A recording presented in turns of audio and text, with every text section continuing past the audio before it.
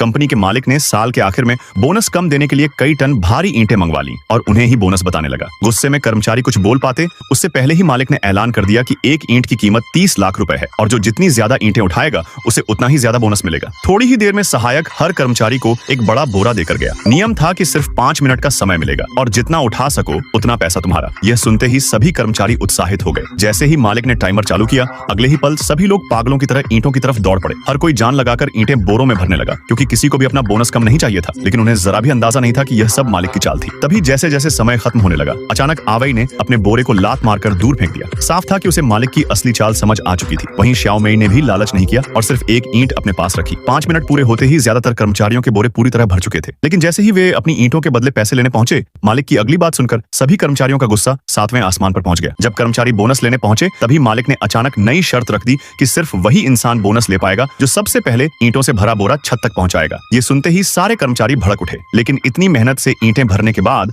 अब उनके पास कोशिश करने के अलावा कोई रास्ता नहीं था। तभी क्यांग भाई ने बोरे का वजन हाथ से उठाकर देखा तो पता चला कि उसमें कम से कम 100 किलो वजन था। दूसरी तरफ सीसीटीवी के पीछे बैठा कंपनी का चेयरमैन हर कर्मचारी की हरकत ध्यान से देख रहा था। वह असल में ऐसे मेहनती कर्मचारी ढूंढ रहा था जो कंपनी के लिए बिना रुके काम कर सकें। तभी उसका दुश्मन आवेई वहां पहुंच गया। दरअसल दोनों ही अपने ऑफिस की लड़की श्याओमेई को पसंद करते थे और आवेई चाहता था कि इस मुकाबले में क्यांग भाई हार जाए ताकि वह उसकी जगह लेकर श्याओमेई के करीब जा सके। क्योंकि आवेई ने पहले से अपने बोरे में कोई ईंट नहीं भरी थी, इसलिए खाली बोरा लेकर वह आसानी से छत की तरफ दौड़ पड़ा। हालांकि क्यांग भाई के जीतने की उम्मीद बहुत कम थी, फिर भी वह पूरी ताकत से सीढ़ियां चढ़ता रहा। दूसरी तरफ आवेई बेहद घमंडी हो चुका था। वह सिर्फ क्यांग भाई को परेशान ही नहीं कर रहा था, बल्कि पीछे चल रहे कर्मचारियों के बोरे भी लात मारकर नीचे गिरा रहा था। यहाँ तक कि उसने क्यांग भाई को सीढ़ियों से धक्का भी दे दिया। यह सब चेयरमैन कैमरे में देख रहा था। थोड़ी ही देर में श्याओमेई सिर्फ एक ईंट लेकर सबसे पहले छत पर पहुंच गई, जबकि आवेई दूसरे नंबर पर आया। तभी टाइम खत्म होने से ठीक पहले क्यांग भाई भी बड़ी मुश्किल से ऊपर पहुंच गया। वहां मौजूद सभी लोग उसकी मेहनत देखकर तालियां बजाने लगे। दूसरी तरफ आवेई खुद को विजेता समझ रहा था, लेकिन चेयरमैन ने उसकी सारी चालाकी पकड़ ली। उसे आवेई जैसे चालाक कर्मचारी बिल्कुल पसंद नहीं थे। वह क्यांग भाई जैसे मेहनती और ईमानदार इंसान को ज्यादा महत्व देता था। आखिर में क्यांग भाई की नौकरी बच गई, उसकी सैलरी भी बढ़ गई और वह श्याओमेई के साथ खुशी खुशी रहने लगा।